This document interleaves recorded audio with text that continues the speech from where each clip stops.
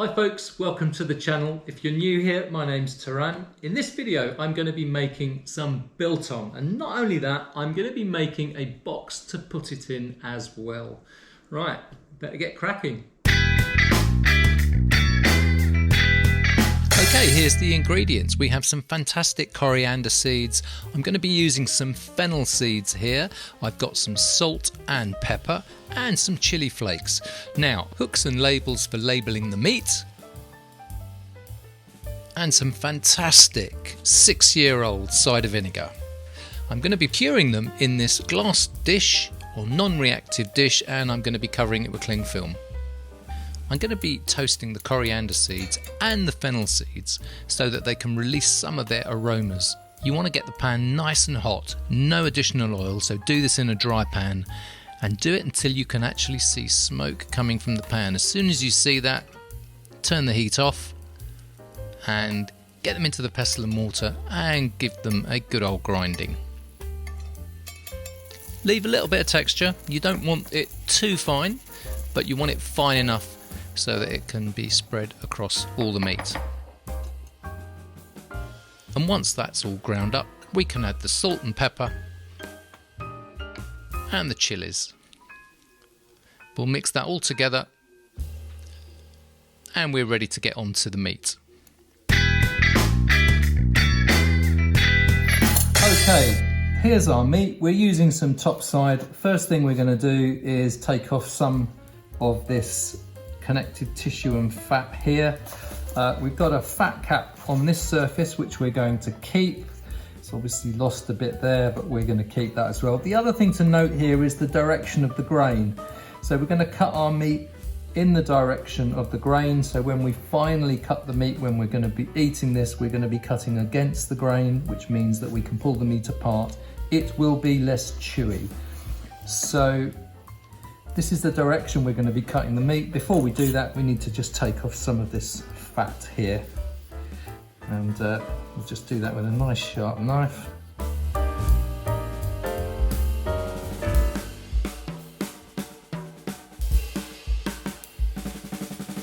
That's pretty much it. Quite happy with that. Other than that, that's quite a lean piece of meat. I'm going to be slicing this into 20mm thick slices, or 3/4 of an inch. They don't have to be exactly correct, but around about that size is all you need to do. We'll cut it in the general direction of the grain. We don't have to be exact in line with the grain, but just generally in that direction. Looks like we might get 6 strips out of this. 1, 2, 3, 4, 5. Looks like we're going to get 7 actually, which is pretty cool. And there we go. Now, in fairness, that's quite a thick piece of fat. We'll leave it on there. Be interesting to see. We've got some thin fat here and we've got some quite thick fat here. It'd be nice to see the contrast between those two. Okay, so next thing we're going to do is get this ready and cure it. Okay, first thing I'm going to do is put a little bit of this cider vinegar into the base, only about 3 or 4 tablespoons, and I'm going to get a couple of these strips in here. We've got quite a large container, so we can probably put 4 in this layer. We might even be able to get them all in actually. I want to get that all coated in the vinegar, and then what we can do is we'll apply the seasoning to that. I could probably do with just a shade more vinegar in there. There we go. That's grand. Okay. Nicely coated. Actually, I think we should be able to get all of this in here. Make sure all the ends are coated.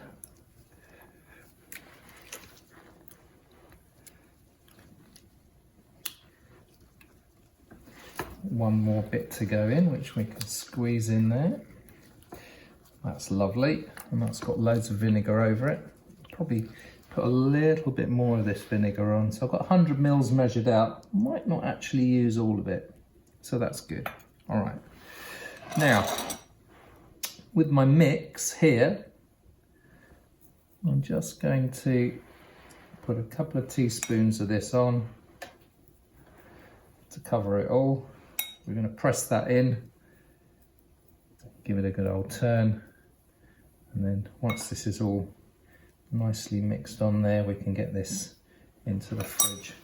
So let's press all that in. I'm going to get those flavours in this meat.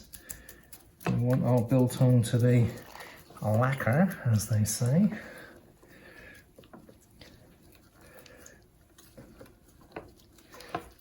Right, that's looking grand. Nice shiny bit of meat there, lovely.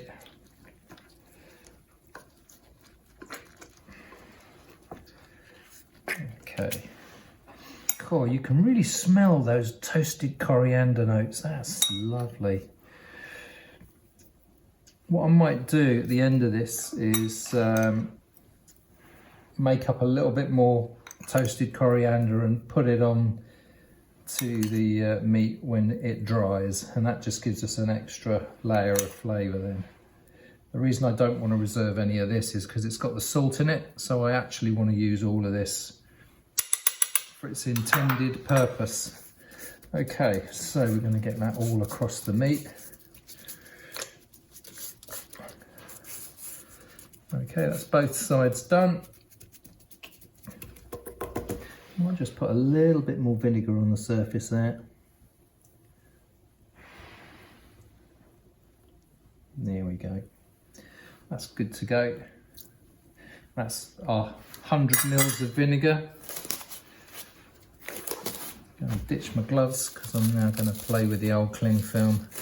Leave it in the fridge for 24 hours to cure, and then we'll come back to this and stick it in our Biltong box, which I guess is the next thing that I'm going to be doing.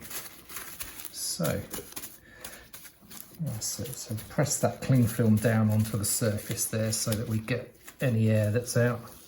Saves us using a vacuum bag, and that gives us good coverage there. Brilliant. Let's get this in the fridge and wait one day. So the biltong's on cure. I now need to go and make my biltong box, and I've got a little box I'm waiting to sort out. It's not that little, it's a massive box, but let me show you. It's right here. So I'm not doing biltong on an industrial scale as one might think looking at this, but I just wanted a nice big box so that I had lots of airspace around the meat and it would dry nicely. And it's one that I just had knocking about anyway. So let me get cracking turning this into a biltong box. I'm going to put 2 holes here and 2 holes here. And if you look through, I don't know if you can just about make out. Let me come round and show you. You can see there's 2 holes here as well. Oh, there's going to be 2 holes here, and I've marked for 2 holes here too. So these are 45 millimeters down from the top of this lip here. So they're all the same, and we'll just get a drill on these and drill them all through.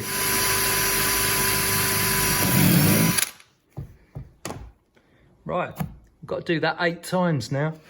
I'm just going to use a Stanley knife or a craft knife just to get rid of some of these plastic burrs on the inside. I've managed to secure some of these plastic plumbing pipes, and these are 10mm pipes. Nice and clean. They were on a coil, so I had to use a hot air gun to get them straight. But I'm going to be using these as my biltong holders, and I'm going to push them through here. And I used a 10mm drill, which fits these 10mm holes perfectly. And they'll go through with any luck. I obviously need to deburr this hole here a little bit first. So I'll do that.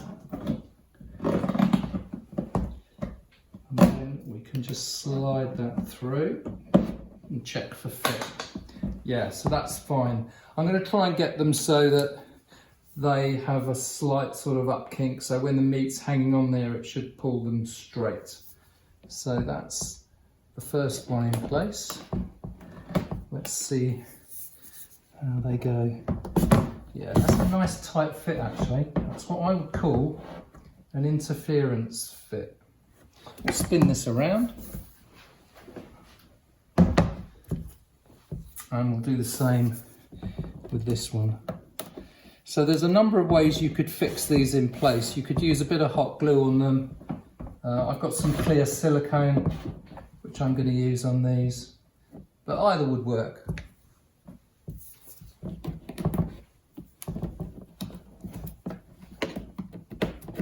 Taking off these burrs. Come on, get off. There we go.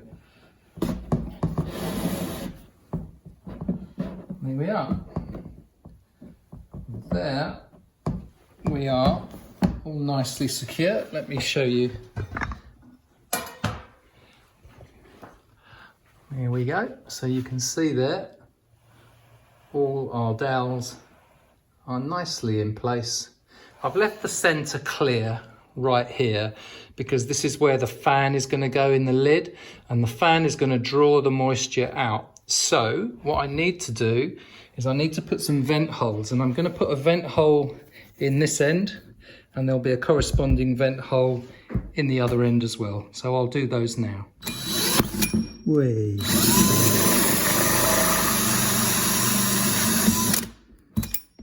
Wow.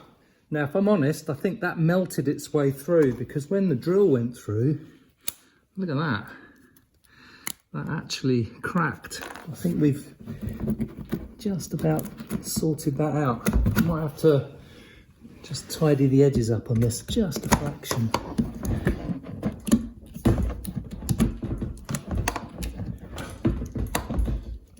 Yeah, it's not going to be too difficult to sort out. There we go. That's it. Nice clean hole through there. And what I'll do is I've got some gauze to go over that. And the gauze I'm going to be using is this. And I'll just silicone some of that in place so that we don't get any flies and creepy crawlies walking in there. Whee, steady.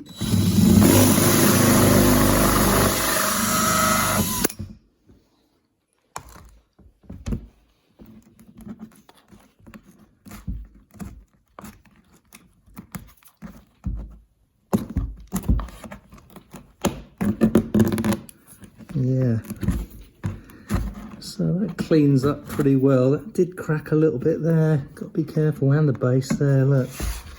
Oh well, once I get some silicone on that, it should stabilise it. Right, well, it hasn't escaped my attention, but I need to put a hole in the centre for the fan.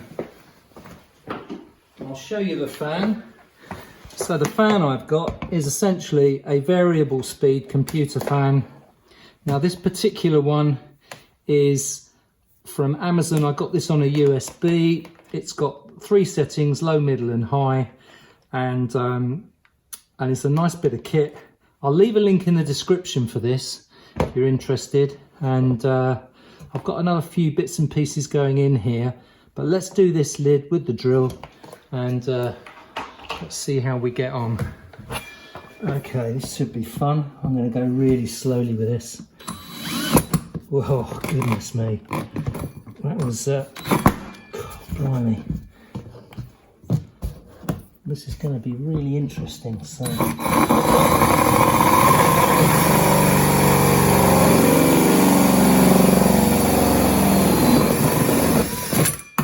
well, that was easier than I thought. Blimey. So I'm going to cut just a couple of squares of this plastic here. Now I actually use this stuff as non-stick for my, or non-slip I should say, mats for my chopping boards. But it works really nicely for this. And all I need is just a small square to go over that hole. I'll cut 2 of those, one for either side. at the low level vents. Let's make them uniform.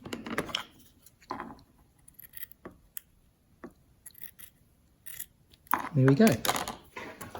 Right, with these two vents cut, they're just going to be siliconed over there, and we'll get those siliconed on right now.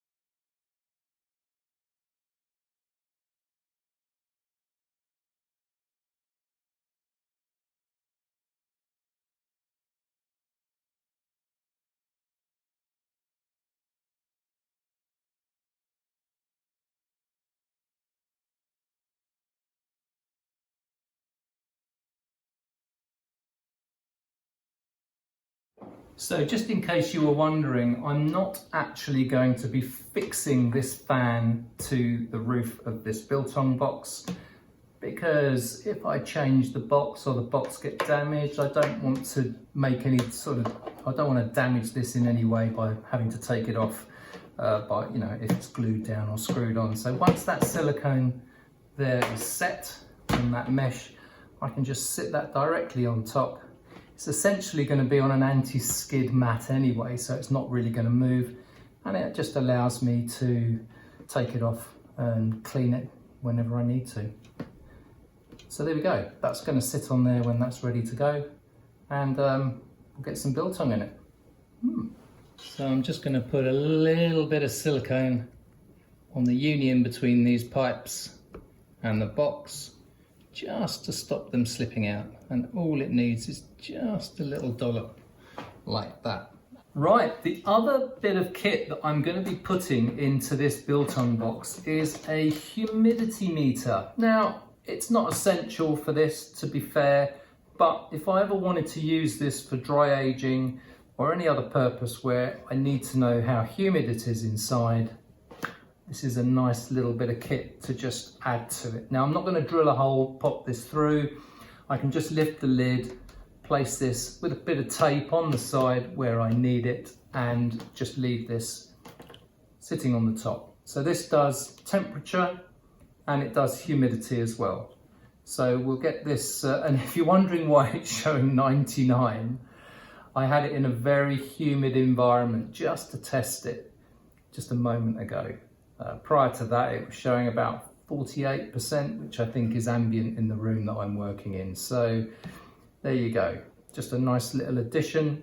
And I'm going to leave it loose so it gives me the flexibility to do with it as I wish. Right, let's get this fitted.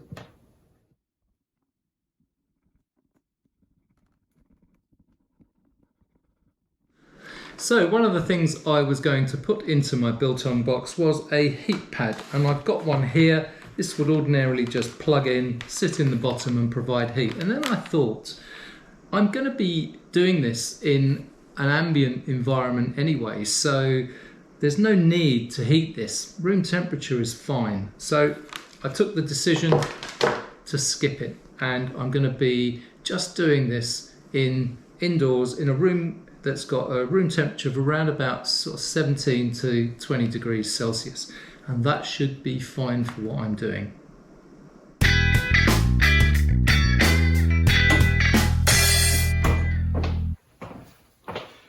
Right, these have been curing for 24 hours, and we're going to get them weighed, labelled and stuck in the Biltong box.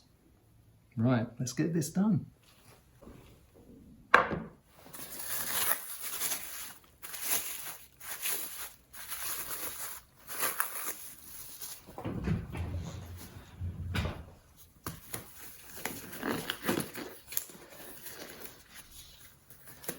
Right, first thing we're going to do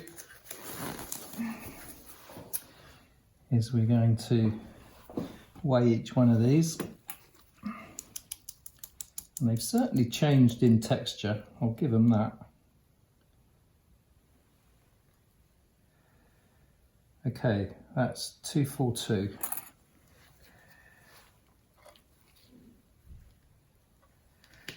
stick one of our hooks through it, and we'll just pop it there for now. The information I'm entering onto this label is the date, the weight and the target weight, and I'm looking for a loss of around about 50%. Once the information's on the ticket, I'm going to tie it to the hook so that we don't lose track of this particular piece. Now, I say 50%, so wait to the end of the video and you'll see exactly how much weight has been lost by this meat before it's ready, and it's nowhere near 50%.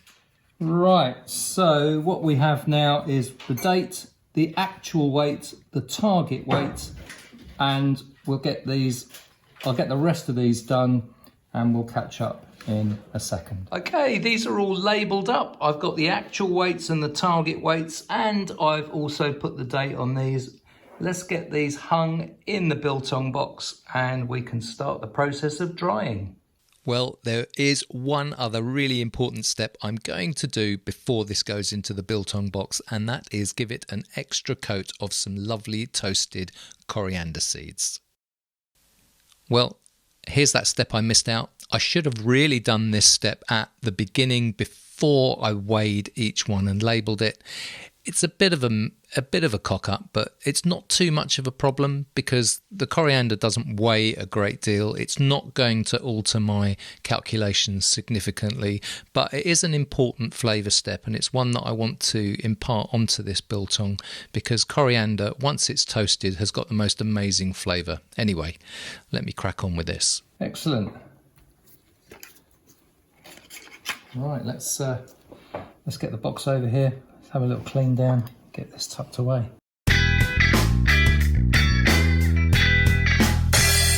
Okay, let's get this hung.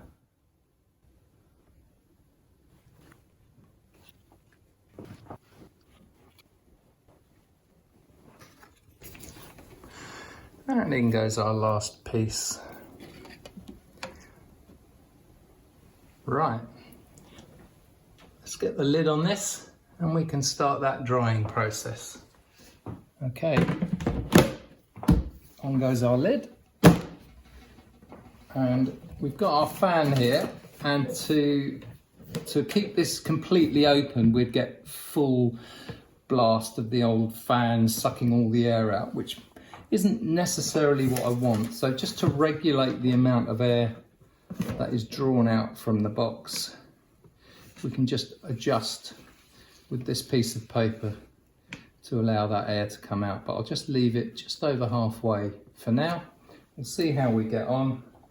I do have this meter here, and this tells me how much humidity is in there. To be fair, I don't think it's going to be that useful, but it's really there just to give me a bit of a guidance and an indication that it's drying out. I'm not using that as a primary tool. That's really just a little bit of comfort so I don't have to keep opening the box to test. My primary means of testing the biltong is its look and its feel. So I'll be opening up every couple of days just to check it. This is really just so that I can keep an eye on it without having to disturb it too much. Right, let's plug the fan in and we can start the drying process.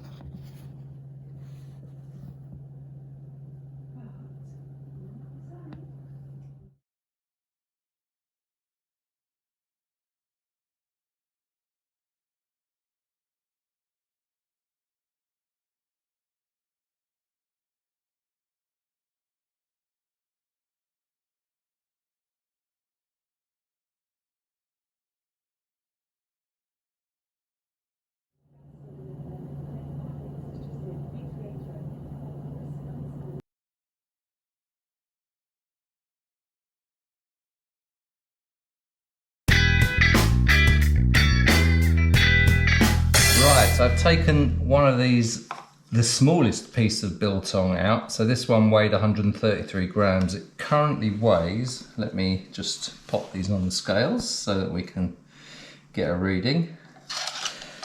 I'm using a label and a hook here just to help set the scales. So that's 85, 84, so that's lost around about 36%, 35, 36%. You know, I said earlier that I was going to be aiming for 50, but if you look at that, you can see that's really nice and dark. So I just want to cut into it. And the reason I've chosen the smallest piece is because with the smallest bits, they tend to dry out the quickest. So let's take a slice of this. Okay, so that looks quite dry there. So it's a little bit pink in the end. You can see that. I'll take another couple of slices. It's quite firm. Let me try this. I'm not going to take all that fat.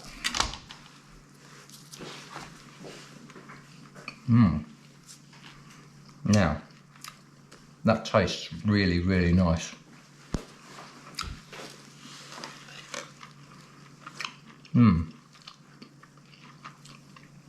Personally, I reckon that could dry just a little more. I think this end bit's done, so I'm gonna eat that. But I think this could go for just a little bit longer. So I'm gonna leave it for another day or so. But I think we're not a million miles away with this. So, as far as I'm concerned, that can go back into the, so that can go back into the dryer, and we'll let it carry on. Obviously, it's now going to be less than its original weight. So, let me just reset the scales.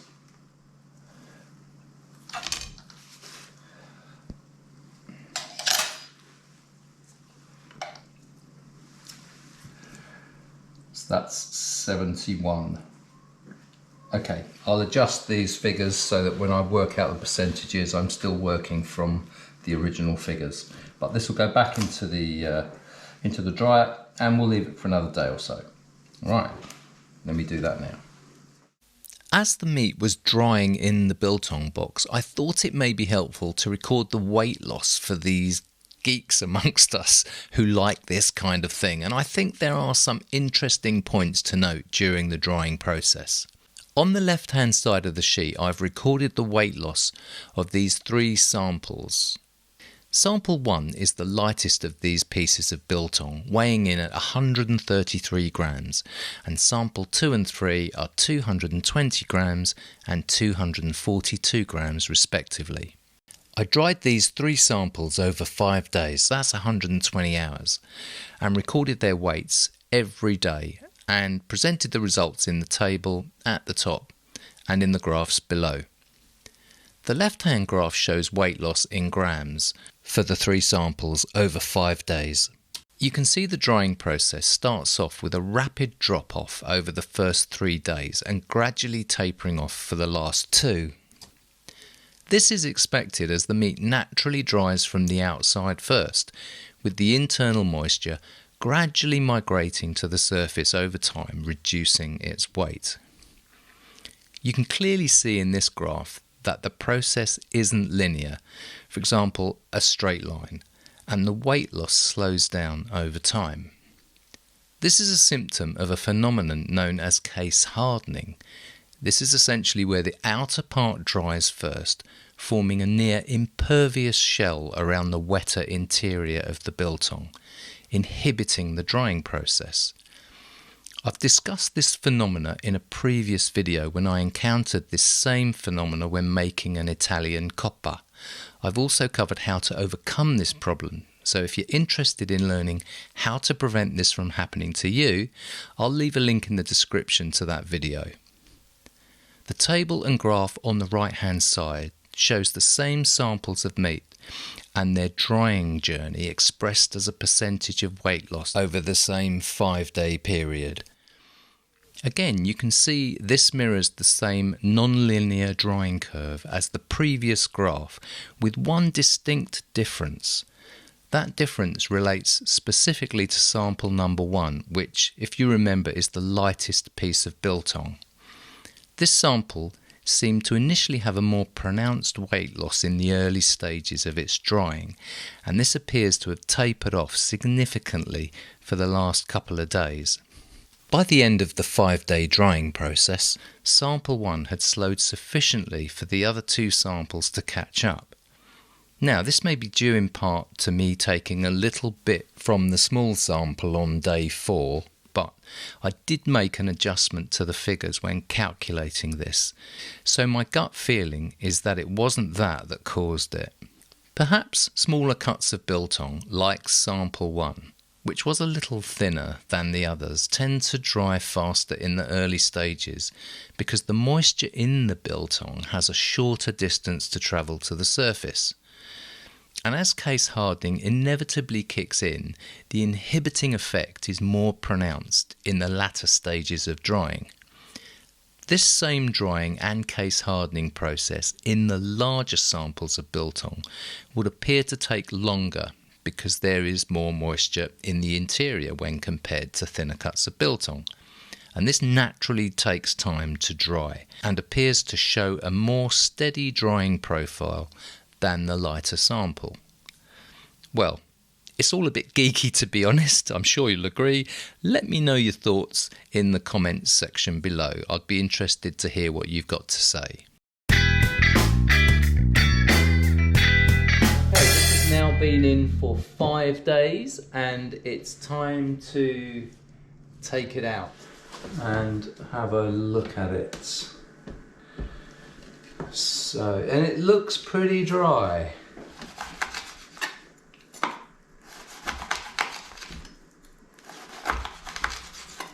Okay, so that cuts nicely.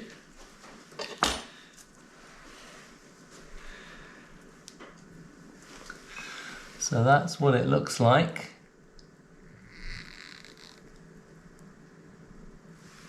Looks very nice. And it pulls apart quite nicely as well, which is good. And it actually feels quite soft, which is nice.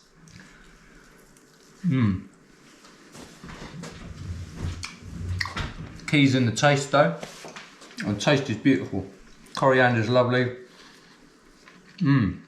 Not too salty. That vinegar is delicious. Come and have a closer look at that.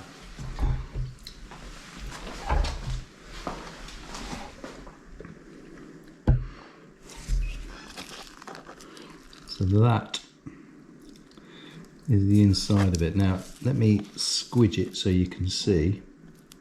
It's actually got a little bit of flex to it, which is quite nice. Nice little bit of fat on it, which has got a bit of flavour. I'm actually watching what I'm eating at the minute really, so that's all that post-Christmas, isn't it? Everyone's watching what they're eating. So I'll probably trim a little bit of that fat off. Don't give me any hate for that, guys, please. Thank you. Right, let me put the camera back. I'm going to slice one of the... there we go.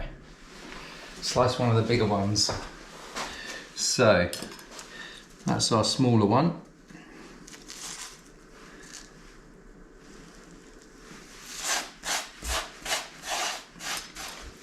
Right, let's take a nice big one here. So this one here looks quite big.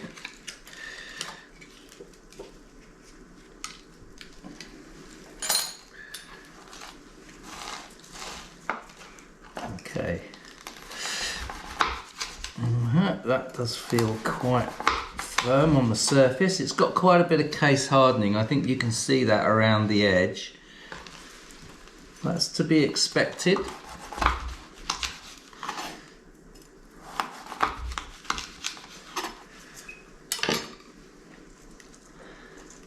Now, I'll taste a bit.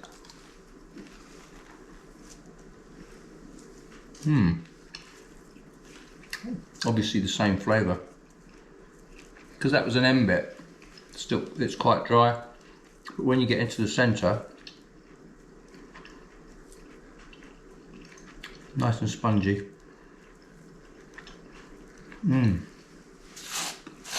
That coriander and chilli, really, really nice.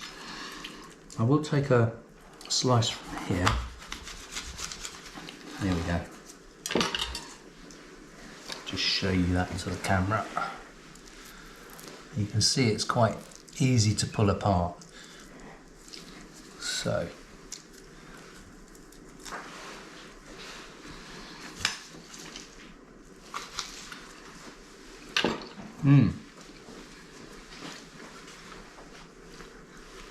So that's actually quite soft. So that case hardening is a bit of a barrier to drying. But nevertheless, that tastes absolutely delicious. Well guys, I think that's a real success. I'm going to leave it at that. I'm going to package some of this up. I'm going to probably put some of this on vacuum and freeze it for when the weather gets better and I can get out doing some walking and stick some of this in my rucksack. Right, let's get this all sliced up and stuck into some vacuum bags, and then I can pop this in the freezer.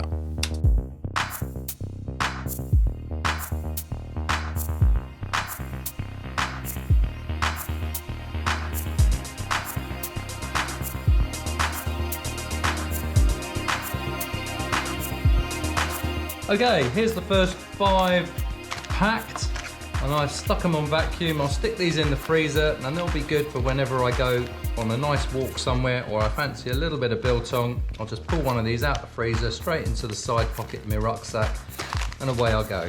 Right, let's get these frozen down and they're ready to go.